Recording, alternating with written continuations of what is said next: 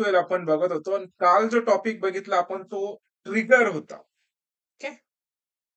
ट्रिगरची एक आयडिया आली असेल की एक्झॅक्टली ट्रिगर असतं काय, कुठे लावायचा असतो, केव्हा लावायचा असतो आणि ते कधी एक्झिक्यूट होतं ते. ठीक आहे. आपण इन्सर्टचा ट्रिगर बघितला होता, डिलीटचा बघितला होता. आता अपडेटचा सांगतो. म्हणजे तुम्हाला सगळ्या गोष्टी ते लक्षात येऊन जातील. सिंटॅक्स मध्ये चेंज नाही होणार, लक्षात घ्या. फक्त आपली क्वेरी चेंज होणार आहे, तेवढं मात्र आपल्याला लक्षात ठेवावं लागेल. स्कीमा मध्ये गेलो, टेबल आपल्याकडे दोन होते, झिरो टू हिरोज मधला इथे नंतर एम्प्लॉय टेबल एक होता आणि एक न्यू एम्प्लॉय टेबलचं एक होतं.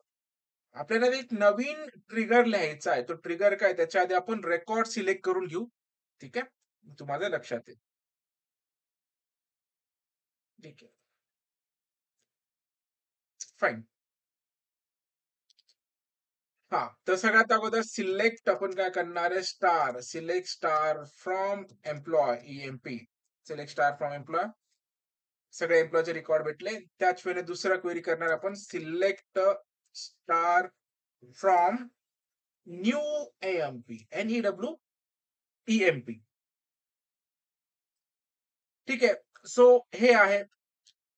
आता आपल्याला करायचं काय, जेव्हा पण एखादा एम्प्लॉयचा रेकॉर्ड अपडेट होईल, अपडेट व्हायच्या अगोदर त्याचं काय नाव होतं, हे नाव आपल्याला या नवीन टेबलमध्ये घ्यायचे.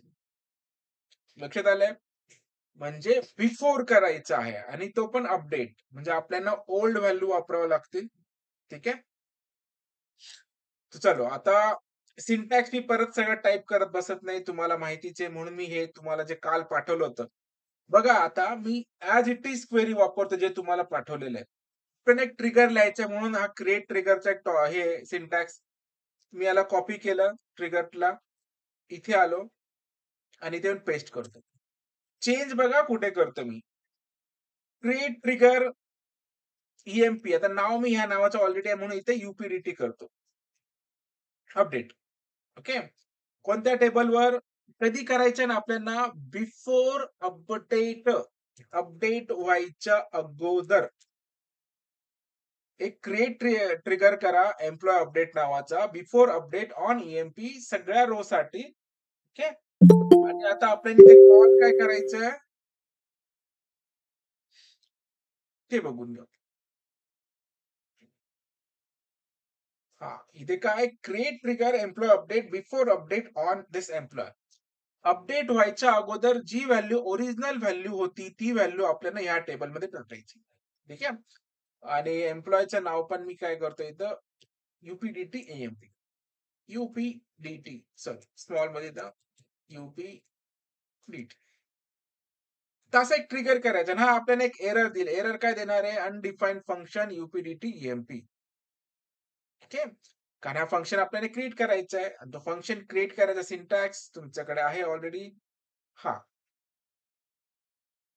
ठीक आहे. जस्ट कॉपी करा त्याला, इथे जा, पेस्ट करा. हा सिंटॅक्स सेम राहील थ्रू आउट. तुम्हाला फक्त ट्रिगरचं नाव चेंज करायचं आहे, बिफोर का अपलोड हे सिलेक्ट करायचं आहे, कोणत्या टेबलवर आणि प्रोसिजरचं नाव, बस एवढं चेंज करायचं. आता प्रोसिजर कसं क्रिएट करायचं किंवा फंक्शन कसं क्रिएट करायचं ते बघा. क्रिएट और रिप्लेस फंक्शन, कोणता फंक्शन, या नावाचा यूपीडीटी ईएमपी. बरोबर. रिटर्न करणार आहे तो ट्रिगर. ट्रिगर काय रिटर्न करेल, सपोज मी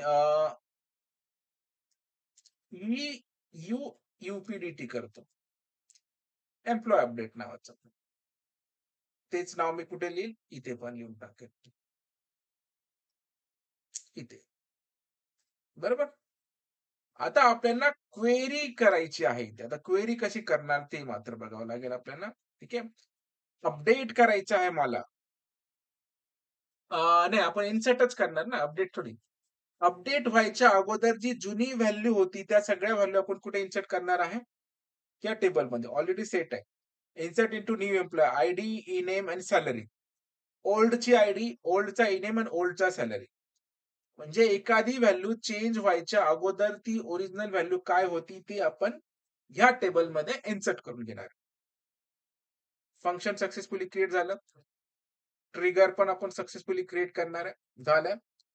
आता बघा इथे रेकॉर्ड सिलेक्ट करून बघा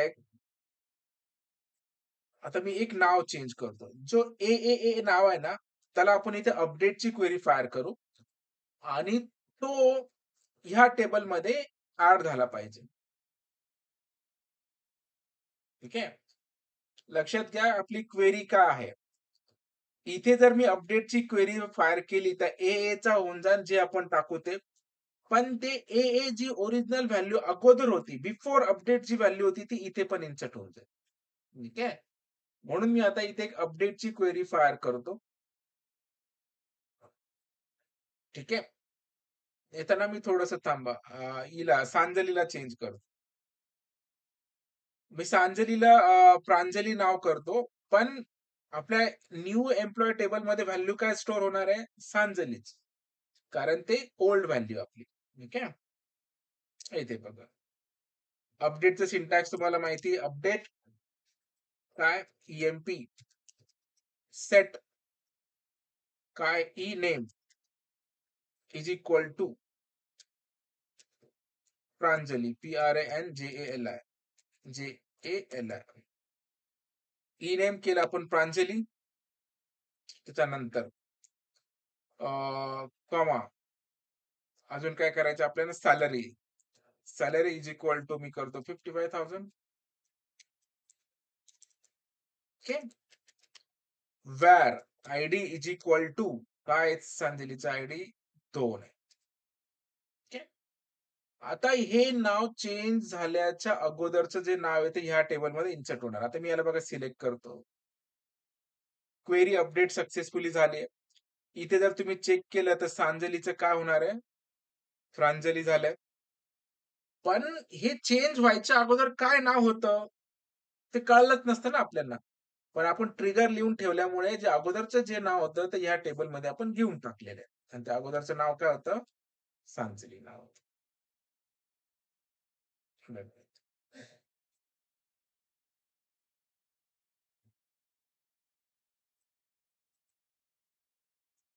कुठे झालंय? 55,000 कुठे आहे? हा इथे आहे. इथे इन्सर्ट झालाय ते. ठीक आहे. हा आणि मेन म्हणजे याच्या अगोदर पण मी काही ट्रिगर लिहून ठेवलेले आहेत. त्याच्यामुळे ते पण दोनदा रेकॉर्ड आले म्हणजे अगोदरचे पण ट्रिगर आहेत माझ्याकडे अपडेटचे. आणि लकीली मी तेच नाव चेंज केलं म्हणून ते तसं अपडेट झालं. लक्षात आलंय ट्रिगर? काही डाऊट आहे का कोणाला या ट्रिगरमध्ये? सिंटॅक्स हाच राहणार आहे. तुम्हाला बिफोर किंवा after update delete insert on टेबलचं नाव, प्रोसिजरचं नाव इथे लिहायचं आणि प्रोसिजरचं सिंटॅक्स. इथे मध्ये तुमची क्वेरी चेंज होणार. बिफोर असेल तर ओल्ड, आफ्टर असेल तर न्यू. बस हे प्रॉपर सिंटॅक्स आहे. लक्षात आलं? काय डाऊट असेल तर विचारून घ्या. आपलं ट्रिगर झाले आता जॉईन्स बाकी आहे. मी जॉईन्स पण घेऊन टाकतो. म्हणजे आपलं ते एसक्यूएलचं होऊन जाईल. समजलंय? Trigger function and views. हो सर. Okay fine. चला आपण आता जॉईन्स बघणार आहे. जॉईन्स मध्ये तुम्ही सिंपल जॉईन बघितलेत. ज्याला सिंपल जॉईन आले तो सगळं काम करू शकतो. ठीक आहे. काहीच प्रॉब्लेम नाहीये. पण तरी जर कोणी स्पेसिफिकली जॉईन विचारलं की मग लेफ्ट जॉईन काय आहे आणि राईट जॉईन काय आहे, मग त्या केसमध्ये कन्फ्युज नाही व्हायचे. सिंपलचा फंडा आहे. थोडस रिप्लेसमेंट करायची, कुठे जाऊन काय चेंज करायचं, कुठलाही जॉईन विचारू दे, फक्त तेवढा चेंज करायचा, ऑटोमॅटिक तो जॉईन लागून जाईल. ठीक आहे. आता त्याच्यासाठी लागतील आपल्याला 2 टेबल, ते पण फॉरेन की आणि प्रायमरी कीच्या बेसवर. ठीक आहे. हा सिंटॅक्स तुम्हाला आधी पाठवतो अपडेटच्या ट्रिगरचा.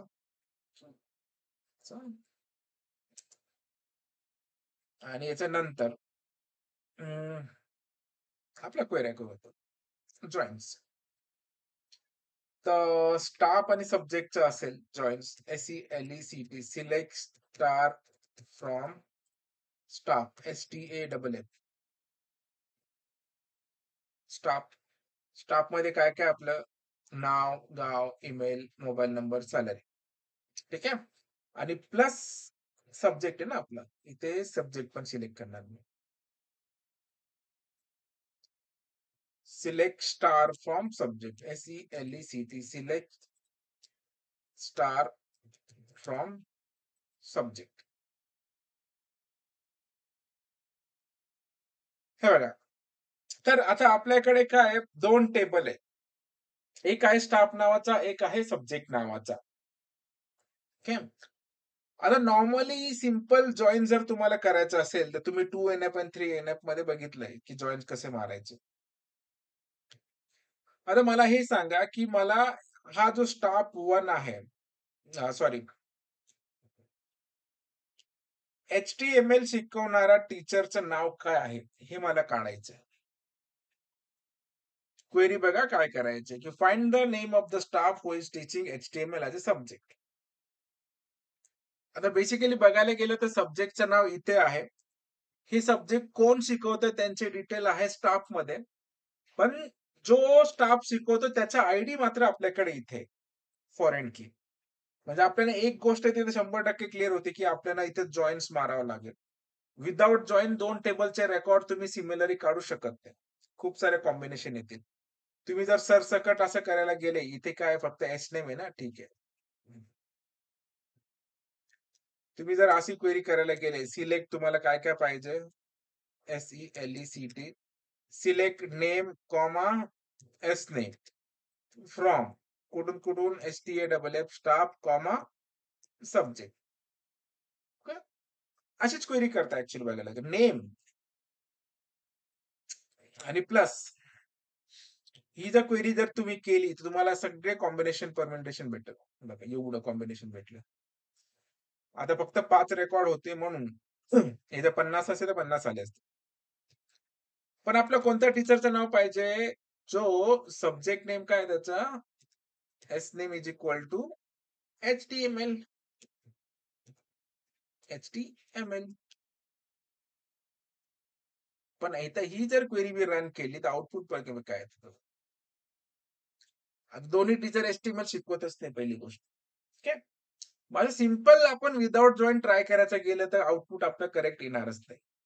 म्हणून आपल्याला इथे जॉइन मारावं लागतं आणि त्याच्यासाठी आपण एक सिंपल जॉइन शिकलो होतो. म्हणजे अँड आपण करतो. सिंपल जॉइन का होता? स्टाफ मधला आयडी हा मॅच पाहिजे सब्जेक्ट मधला आयडी सोबत. एवढंच पाठ केलं होतं आणि याला रन करा. बघा.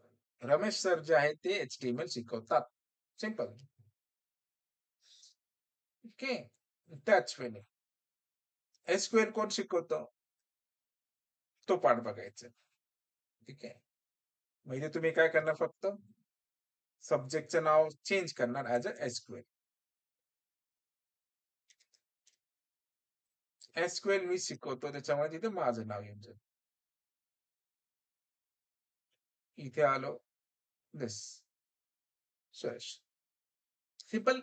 हे सिंपल जॉइन आहे आणि सगळ्यात मोस्ट कॉमनली यूज जॉइन आहे. यांनी सगळ्या टाइपचं आउटपुट येतं. सगळे टाइपचे आउटपुट येतं. सगळं अचीव्ह करू शकता तुम्ही ह्याने. ठीक आहे. पण तरी तिथे काही टाइप्स आहेत. ते टाइप्स मी तुम्हाला सांगतो. एक आहे लेफ्ट जॉइन, एक आहे राइट जॉइन, काही इनर जॉइन्स वगैरे पण आहे. पण मोस्टली लेफ्ट राइट हे माहिती पाहिजे. ओके. आता चेंज कुठे करायचं ते बघा. आधी तर मी तुम्हाला हे सांगेल, की लेफ्ट आणि राइटचा काय अर्थ होतो. हे बघा सिंपलचं एक लक्षात घ्या. हा लेफ्ट आणि हा राइट असं कन्सिडर करून घ्या. ठीक आहे. हा झाला तुमचा इथे लेफ्ट जॉइन. इथे मी L लिहितो फक्त. छोटा आहे. पण ठीक आहे थोडं साइज वाढवून घेतो. 44. अरे! हा झाला तुमचा लेफ्ट आणि हा झाला तुमचा राइट. जेव्हा तुम्ही लेफ्ट जॉइन करशाल, लेफ्ट जॉइन केल्यानंतर तुम्हाला लेफ्ट टेबल मधले सगळे रेकॉर्ड ओके आणि राइट टेबल मधले जे मॅचिंग रेकॉर्ड आहेत ते भेटतील तुम्हाला. याच्या पलीकडे जर राइट जॉइन केलं तर राइट टेबल मधले सगळे रेकॉर्ड आणि लेफ्ट मध्ये जे मॅचिंग रेकॉर्ड आहेत ते भेटतील. सिंपलचा फंडा आहे. ओके. तर चला, मग याला आपल्या नॉर्मल याच्यामध्ये कसं करतील? आपल्याला सगळे टीचरचे नावं पाहिजे. प्लस स्टाफ कोणते सब्जेक्ट शिकवतात ते पण पाहिजे. मग आता यांना आपल्याला चेंज करायचंय. सिंपल जॉइनने तर आउटपुट येतंय आपलं. पण आता हेच मला लेफ्ट आणि राइट जॉइन वापरायचे. डिपेंडिंग ऑन नीड अशी नीड खूप कमी असते, की मला लेफ्ट मधले सगळे रेकॉर्ड पाहिजे आणि याच्यातलं हेच पाहिजे. पण तरी आता सिंटॅक्टिकली ते कसं टाइप्स ऑफ जॉइन्ट्स आपल्याला मांडायचे, ती आपल्याला बघावं लागेल. ओके. आता चेंजेस बघा कुठे येतील हां. हे झालं आपलं सिंपल जॉइन. सगळी query me as it is copy करतो.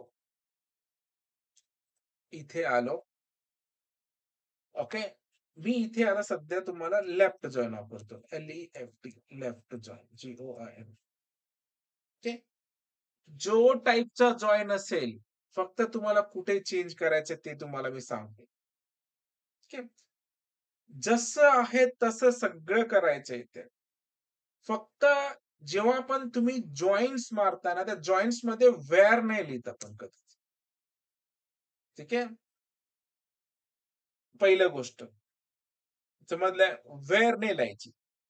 मग तुम्ही फ्रॉम केल्यानंतर कुठल्या टाइपचा जॉइन्ट्स मारायचा आहे. फ्रॉम स्टॉप केलं तुम्ही. हे एक टेबल झालं. दुसऱ्या टेबलच्या ऐवजी आता आपण कॉमा करून दुसऱ्या टेबलचं नाव लिहितो ना, तिथे फक्त तुम्हाला कुठल्या टाइपचा जॉइन लावायचा आहे, तो लिहायचा. ठीक आहे. बघा वरती क्वेरी तशीच आहे. सेम क्वेरी मी करतोय. फक्त इथे कॉमा न करता मी काय करतोय, कुठल्या टाइपचा जॉइन पाहिजे. कुठल्या टाइपचा जॉइन पाहिजे आपल्याला L-E-F-T left J-O-I-N join. Left join पाहिजे. कोणत्या टेबलवर? सब्जेक्ट टेबलवर. ठीक आहे. आणि इथे काय करून टाकणार तुम्ही? ऑन. ठीक आहे.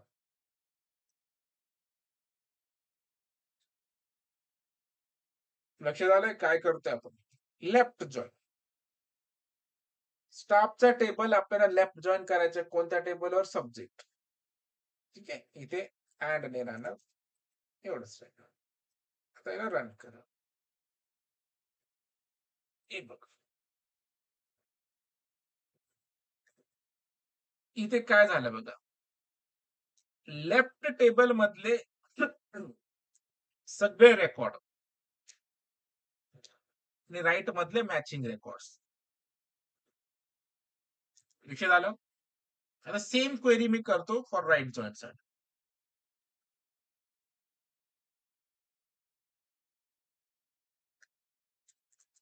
एवढं कोणी करत नाही, पण लावून राहू दे लक्षात.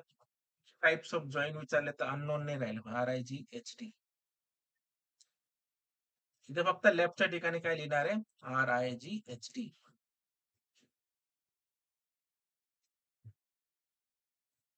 आता बेसिकली स्ट्रक्चर तसंच आहे आपलं.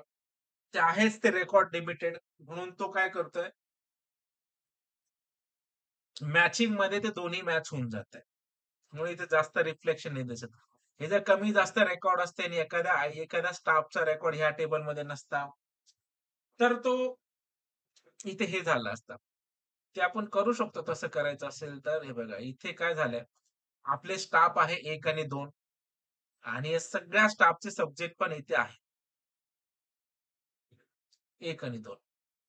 हे चेंज कधी दिसेल तुम्हाला जेव्हा तुम्ही एखादा स्टाफ इन्सर्ट करता. आपण इथे इन्सर्ट करून बघू. म्हणजे तुम्हाला वाटेल की दोघांचं आउटपुट सारखंच येतं. काय इन्सर्ट करायचं इथे स्टाफसाठी? अरे, स्टाफची इन्सर्टची क्वेरी आहे का इथे कुठे? नसेल. ठीक आहे, करून घेऊ चला आपण एक. Insert into STAFF staff. काय फील्ड आहे? Name, comma, email, comma, mobile and salary.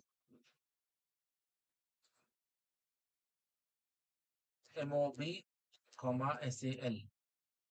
Okay. इथे करणार आहे व्हॅल्यूज. आणि व्हॅल्यूज मध्ये आपण काय लिहिणार आहे? नेम. मी नेम लिहितो सपोज काहीतरी Vikas, Vikas, comma, email v@g.com, short form, comma लिहिणार आपण मोबाईलचं नाव, मोबाईल नंबर ते पण आहे 738355. तो पण व्यारकॅरच घेतला होता आपण, माहित नाही, बघावं लागेल आता काय व्यारकॅरच असेल. कॉमा सॅलरी मात्र हे आपलं 29,000. ठीक आहे. तर हे आपण इन्सर्ट करून घ्यायचं. झालं. इथे आता क्वेरी आपण फायर. आता आपल्याकडे स्टाफ मध्ये 3 टीचर आहेत, पण सब्जेक्ट मध्ये तिसऱ्या टीचरचा आयडी नाही आपल्याकडे. ठीक आहे. आता बघा, जेव्हा मी लेफ्ट जॉईन करतो तेव्हा बघा,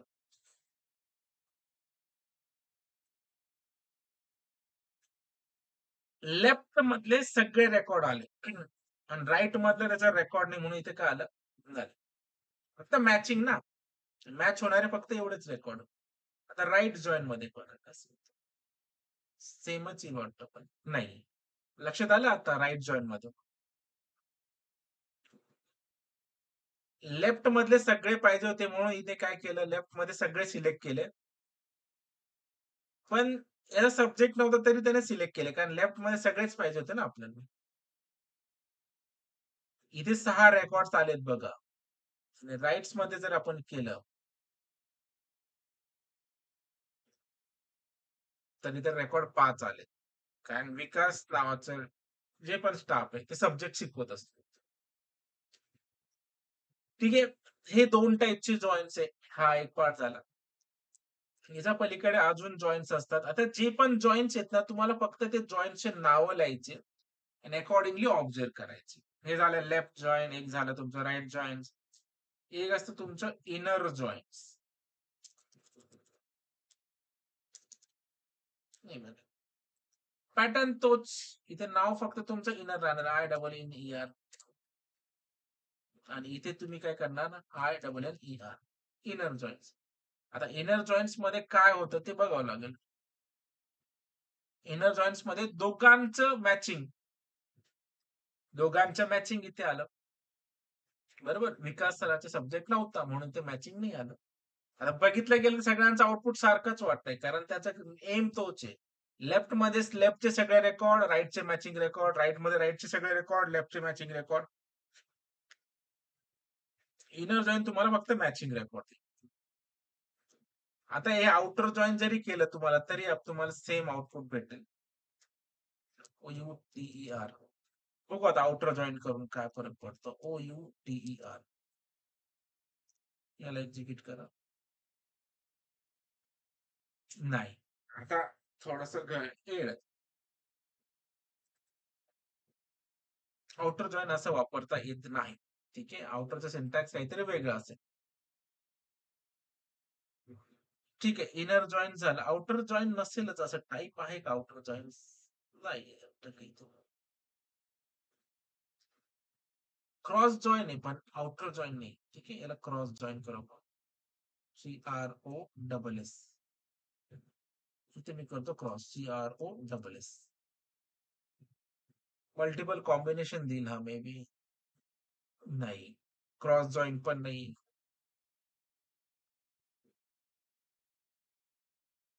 नाही, क्रॉस जॉईन्स करायचं असेल तर त्याचा सिंटॅक्स थोडासा वेगळा असेल. ओके, सिलेक्ट करा जे जे पाहिजे फ्रॉम टेबल, क्रॉस जॉईन्स दुसऱ्या सब्जेक्टचं नाव. हे नाही करायचे, तिथं ऑन नाही करायचे. याला सिलेक्ट करा, एक्सपिरियन्स. क्रॉस जॉईनचा अर्थ असा आहे की कार्डिनेशन करतो ना आपण, मल्टिपल कॉम्बिनेशन. ते किती कॉम्बिनेशन बनू शकतात त्यांचं कॉम्बिनेशन दिलं. म्हणजे बघा, जेवढे सब्जेक्ट होते प्रत्येक टीचरला एक एक सब्जेक्ट दिला, प्रत्येक टीचरला एक एक सब्जेक्ट दिला, प्रत्येक टीचरला एक सब्जेक्ट. हे क्रॉस जॉइन आहे. हे असं काही पण टाइप्स ऑफ जॉइंट्स आहेत, लक्षात घ्यायचं. स्पेसिफिकेशन असं काही नाही. लेफ्ट, राईट, इनर आणि सिंपल जॉईन. तर मोस्ट कॉमनली जॉईन जे यूज आहे, जे यूज होतं, तो म्हणजे तुमचा हा जॉईन. सिंपल जॉईंट्स ते माहिती पाहिजे. लक्षात आलं? जॉईंट्स मध्ये नेमकं आपण कुठे चेंज केलंय?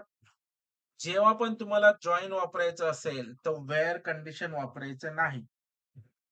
तुम्ही डायरेक्टली फ्रॉम करायचं पहिला टेबल, त्याच्यानंतर कुठल्या टाईपचा जॉईंट्स तुम्हाला लावायचं आहे, लेफ्ट, राईट, इनर, त्या जॉईंटचं नाव, आणि त्याच्यानंतर ऑन. जॉईन नंतर दुसऱ्या टेबलचं नाव, ऑन, आणि तुमचे आयडी मॅचिंग पाहिजे. ठीक आहे. तर हे टाइप्स ऑफ जॉईंट्स आहे. आउटर पण असंच लिहिता का ते बघून घेऊ चला आपण. क्वेश्चन मार्क नाही राहणार. आउटर क्रॉस जॉईन, JOIN, इथे मी आउटर लिहितो आणि ते चेंज करून बघतो. क्रॉसच्या ठिकाणी OUTER, आउटर. नाही, तसं नाही चालत. चला ठीक आहे. काही नाही सर, आउटर आउटरचं हा आउटरचं full outer, right outer, left outer राहतं. हा, कारण मी एवढ्या 8 वर्षात कधीच वापरलं नाही. मला त्याचं युजच समजलं. आमचं तर सगळ्यात जास्त क्वेरीवर काम आहे, म्हणून मी जे कॉमनली यूज आहे ना तेच वापरतो. असेल मे बी, पण मला काही वापरण्यात नाही आलं. Outer joins. Outer join is return the matched value and unmatched value from either both the tables. Okay, तर इंटरसेक्शन आणि युनियन सारखा येतो. ठीक आहे. हा, फुल आउटर आहे, राईट आउटर जॉईंट, हे जॉईंट. Syntax from table 1. बघा, सिंटॅक्स सेम आहे, फक्त आपलं नाव चुकतंय. आपण हा झाला फुल आउटर, म्हणजे सगळ्यांचे सगळे मॅच. ठीक आहे. फक्त आपण करत काय तिथे, हे नाही लिहिते. इथे फक्त आउटरच्या ठिकाणी काय लावावं लागेल, फुल आउटर. आणि ऑन बिन सगळं सेम आहे, म्हणजे हे आपल्याला हे लिहायचंय. ठीक आहे. हे झालं फुल आउटर. दोघांमधले दोघं सगळे मॅचिंग, फुल्ली आउट झालं. हो गया फुल आउटर जॉईंट्स. त्याच्यानंतर काय, लेफ्ट आउटर जॉईन आहे का मग बघावं लागेल. लेफ्ट आणि राईट. ओके, चला ते मी यालाच कॉपी करतो. फुल्ली लिहिलं होतं, आणि इथे आता मी काय करतो, LEFT, लेफ्ट आउटर जॉईंट्स. इथे काय करणार आपण, LEFT, लेफ्ट आउटर जॉईंट्स. म्हणजे लेफ्ट जॉईंट सारखंच आउटपुट देईल. म्हणजे हा, लेफ्ट जॉईंट सारखंच दिलंय ना. आता मी राईट आउटर जॉईंट करतो. RIGHT, RIGHT.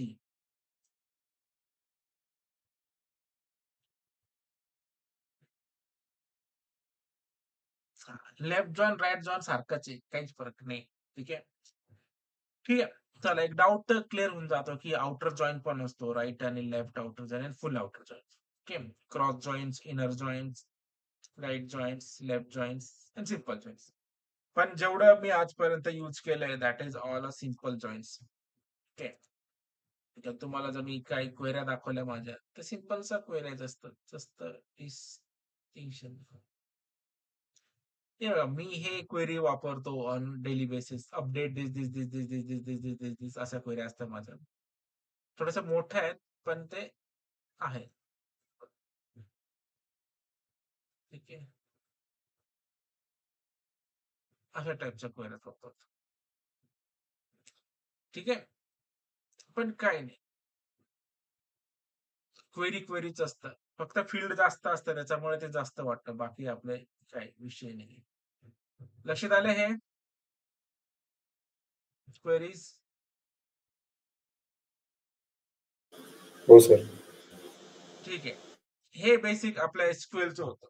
एसक्यूएलचं खूप सारं पार्ट आपलं झालंय. Basic insert, update, delete, creation, सिलेक्टचं combination, trigger, procedure, views, joins, aggregate function, like pattern, primary key, foreign key, unique key, ह्या सगळ्या टाईपच्या कॉम्बिनेशन्स आहेत. आता तुम्ही कुठलाही स्ट्रक्चर क्रिएट करू शकता. त्याला कसं ब्रेकडाऊन करायचं, प्रायमरी की, फॉरेन की ते माहिती आणि टाइप्स ऑफ क्वेरी तुम्ही करू शकता. ठीक आहे. सगळे रेकॉर्ड मी अपडेट करणारे वरती आहेत अपलोडेड आणि आजपर्यंत सगळेच क्वेरी पण मी तुम्हाला देऊनच टाकलेले.